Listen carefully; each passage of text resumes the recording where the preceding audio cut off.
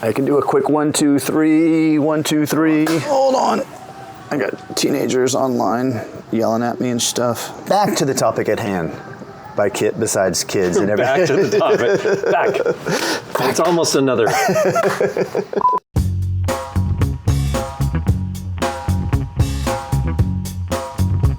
I recently had a chance to go to Oslo, Norway to meet with the Cisco Webex hardware team. Now, there's a lot of great people there, a lot of smart people working on these devices, but one person who I really enjoyed talking to was Gavin Ivester. Now, Gavin is a Senior Director of Design and UX for Webex Devices.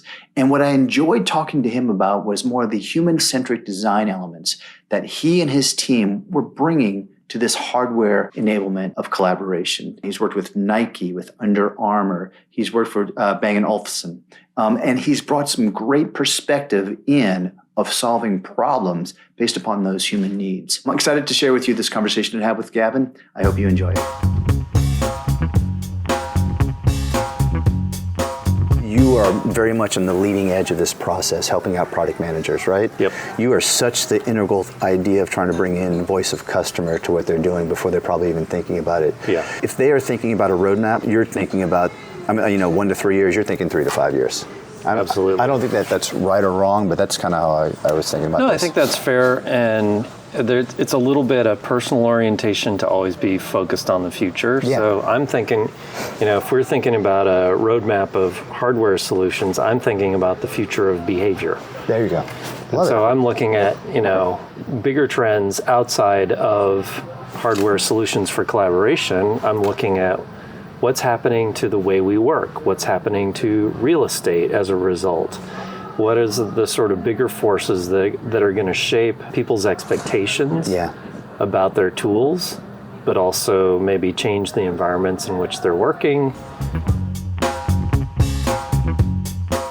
Human element is central to what's going on, and how is that end user, how is that person who's interacting with it may choose to evolve going forward. So we're talking about collaboration products. So part of this is you and your team are getting in the minds of those end users, right? Yeah. What is one of the key emotions you're trying to touch base on with them? Is empathy the right word? I mean, empathy is really, if you look it up, it's feeling somebody else's feelings, right? And sympathy is recognizing someone else's feelings and keeping a distance. Yeah.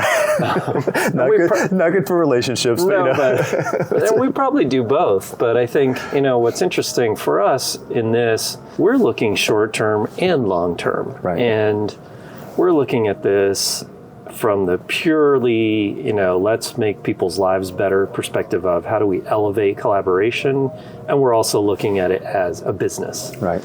So all of those things come into play, and I think empathy in that context, we are users. We have created a way of work for ourselves that relies on this technology. And so we feel what users feel because we are users. We're not doing all the same jobs. We're not in all the same environments. So there's a lot to take into account to make sure you're not sort of following your own skewed understanding of how this works. Okay. You have to broaden your perspective. You were just going like this. Yes. And it is about you have to broaden your perspective. That is a great way to design products.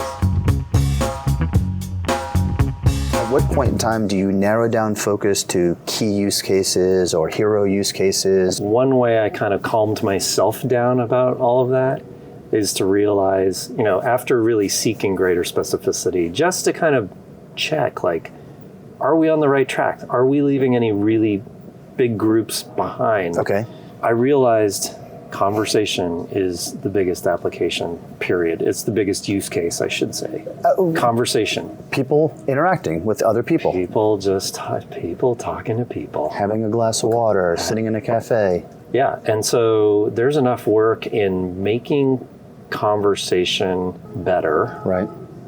To last us the rest of our lifetimes, if that's all we ever focused on. Right.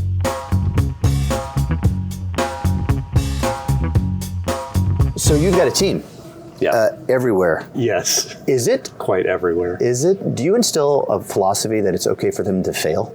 fascinating you should bring this up, because I had a conversation about that with someone today. Oh, did you really? So Yeah, absolutely. One of the leaders in my team shared with me reluctance about taking on greater responsibility out of a fear of failure. Oh, interesting. And so we went into that. You know, the classic design process is you observe your users or your intended users. So you watch what they do, figure out their pain points and their unmet needs. Yeah. Right? So that's one thing. The next step in the kind of design process is you throw out a lot of options. You throw everything against the wall. This is your double diamond idea you were sharing. Double diamond. Explain that. Keep going through that. Okay, so the double diamond is first diamond at the beginning, and we're going sort of from left to right. At the beginning, you say, I'm going to make a thing. And you explore many, many options for what that thing can be. You sort of get to the point where you've explored everything you can possibly explore, and you start boiling down to what is the right answer out of everything you saw. Okay. Now you know specifically what the thing is that you're going to build. And then you expand again around design solutions. How could we design this? That thing. Throw a gazillion things against the wall. Right. All trying to hit the target, but all differently successful or completely unsuccessful, which is totally okay, because you're going to get to a point of sort of maximum expansions where you say, all right, we've looked at enough options, we've explored enough.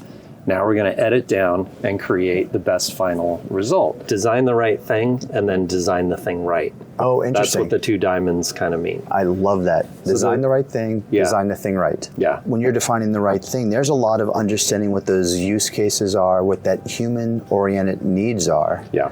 Multiple ways to try and solve it, Right. and then what's the best alignment of that going forward. Yeah. And So failure is built into that process. That's great. I love that. It's a little like my philosophy of skiing. If you don't fall down hard once a day, You're not skiing fast enough.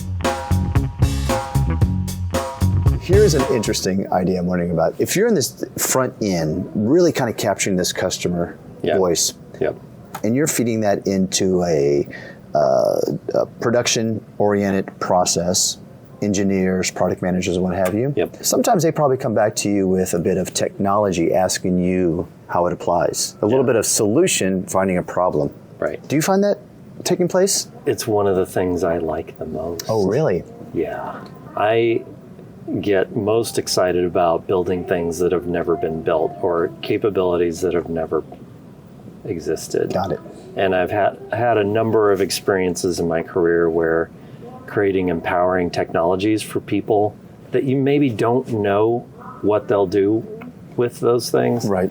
In our case, I've already had the opportunity to sort of imagine how the experience could be, and then accidentally found a technology that can make that possible. Right. I was the guy who went, oh, you could take that and do this with it. So it was sort of a raw technology that came out of a super advanced engineering exploratory team. Right. That was just sitting there because it was like, oh, that's interesting. Yeah. Nobody really knows what to do with that, and I had the fun of saying, oh, come here. Well, part of it because you're exploring that problem. It's been that double diamond idea again. You're seeing, and then all of a sudden it's helping you expand your possibilities.